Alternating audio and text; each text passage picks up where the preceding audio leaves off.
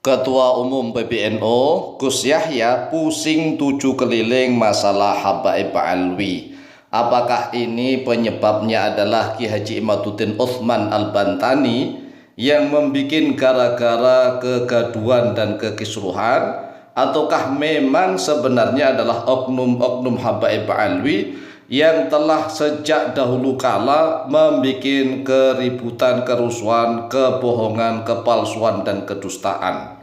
Oleh sebab itulah, melalui video yang cukup singkat dan pendek ini, kami Al-Fakir Daumalim akan ikut urun rembuk ya, ikut memberikan saran kalau diterima. Jadi sebenarnya ini masalah yang gampang, karena bukti-buktinya sudah nyata, sudah jelas, ceto, terwelo-welo. Hanya membutuhkan keberanian saja. Kalau berani bertindak, insya Allah selamat, karena buktinya sudah banyak sekali. Oleh sebab itulah, melalui video yang cukup singkat dan pendek ini, kami Al-Fakir Daumalim akan mengawali untuk urun rembuk. Kami awali dengan muqaddimah. Bismillahirrahmanirrahim. Alhamdulillahil qadimil awwali bila ibtida wal akhiril baqi bila inqida wal intiha, alladzi razaqana jam'iyatah Nahdlatul Ulama allati assasaha awliya'uhu min ahli dzikri wal fuqaha. Wassalatu wassalamu ala sayyidina Muhammadin khatamir rusuli wal anbiya wa ala alihi wa ashabihi wa man tabi'ahum bi ihsanin ila yaumil jaza, amma ba'd. Ketahuilah bahwa Gus Yahya tidak perlu pusing. Jadi sebagai ketua umum PBNU enggak usah perlu pusing-pusing sampai 7 keliling. Sebenarnya sudah sangat lama sekali banyak ulama, jadi banyak ulama dari NU, banyak kiai dari NU, banyak pula santri dari NU dan tokoh-tokoh NU, juga warga NU. Warga NU itu kan orang kecil. Sudah lama sekali yang merasa muak dengan kelakuan beberapa oknum Habaib Alwi. Tetapi mereka tidak berani bersuara. Hanya kasak kusuk di mana-mana itu sudah terjadi, sudah sejak lama sekali. Nah, kemudian muncul kajian nasab Habaib Alwi yang dilakukan oleh Ki Haji Imaduddin Utsman Al-Bantani. Hal itu seperti gayung bersambut. Maka mulailah bermunculan satu persatu para ulama, kiai, santri, dan tokoh NU yang berani bersuara. Bahkan kelihatannya tidak satu persatu, tetapi bondong-bondong bareng-bareng. Mulai dari Banten, kemudian Jawa Timur, Jawa Tengah, di mana-mana bermunculan nih. Nah, sekarang ini Jawa Barat sudah mulai. Jawa Barat dan DKI. Jadi mulai dari Banten, ya Jawa Barat ini, Cirebon kan, Cirebon sudah. Bukan hanya Cirebon sekarang ini, ya di mana-mana. Bandung juga iya mulai berani nih, Bandung. Di mana-mana sudah mulai berani. Dan ini seperti gayung bersambut. Oleh sebab itulah kami memberikan saran dan urun rembuk kepada PBNU, ya terutama kepada saudara kami Gus Yahya. Jangan terlalu pusing, jangan terlalu bingung-bingung. Tindak tegas sajalah oknum-oknum Habaib Alwi, terutama yang jelas-jelas telah merusak NU, baik dari dalam maupun dari luar. Jadi harus bertindak dengan tegas. Yang dari dalam siapa kan jelas tuh. Habib Lutfi bin Yahya kan merasa bahwa Jatman itu kedudukannya lebih tinggi daripada PBNU, karena merasa tidak mau untuk tunduk dan nurut patuh terhadap PBNU. Ini kan jelas sekali. Jadi karena Jatman itu sudah didaftarkan di dalam Kemenkumham, walaupun beliau, ya Jatman ini adalah sebagai Banom. Nah, Banom sudah mendaftarkan diri di Kemenkumham. Ini kan khawatirnya, alasannya kan gampang. Khawatirnya seluruh Banom akan niru.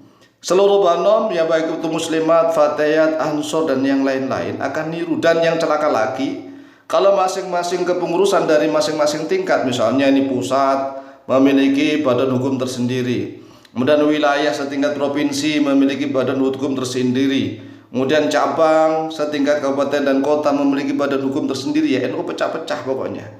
Pecah-pecah, ya pecah-pecah menjadi banyak sekali. Nah, ini pertanyaan nih, namun mengapa Kiai Haji Imaduddin Utsman Al-Bantani yang selalu dituduh beginian begitu, Ini kan aneh. Jadi kita tidak boleh tergiring oleh opini. Opini banyak orang yang ngomong sini, soal situ, para muhibbin ini kan nyerangnya Ki Haji Imaduddin Utsman Al-Bantani. Jadi seolah-olah yang membuat gaduh permasalahan itu Kiai Imad, padahal tidak.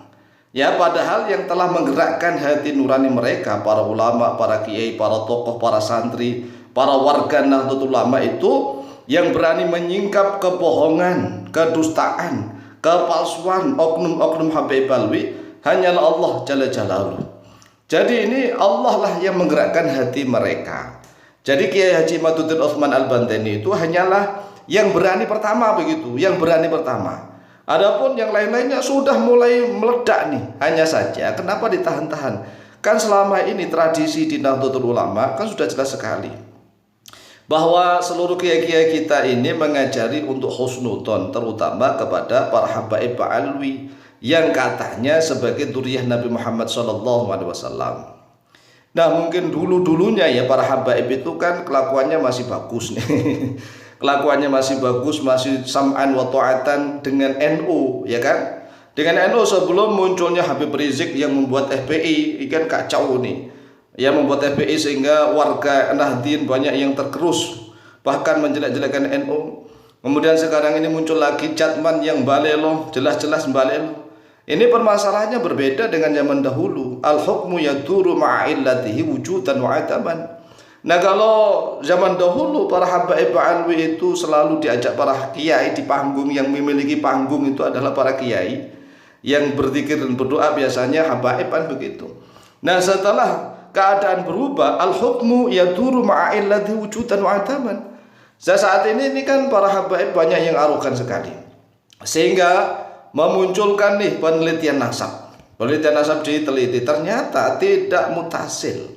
Nah, bagaimana dengan kiai-kiai dan ulama zaman dulu seperti misalnya Ibnu Hajar Al-Haytami, kemudian Sayyid Murtadho Al-Zabidi, dan para ulama-ulama NU dahulu bagaimana? Ya, coba kita renungkan. Apakah sekelas Imam Ibnu Hajar Al-Haytami dan Sayyid Murtadho Al-Zabidi itu meneliti ataukah menukil? Ini jawaban yang harus dijawab.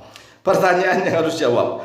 Kira-kira Imam Ibnu Hajar Al-Haytami itu menukil nasabnya Habib Alwi dari kitab-kitabnya Habib Alwi, ataukah Imam Ibnu Hajar Al-Haytami dan Sayyid Murtadho Az-Zabidi itu meneliti sebelum ditulis, diteliti dulu? Nah, ya, jawab dulu nih.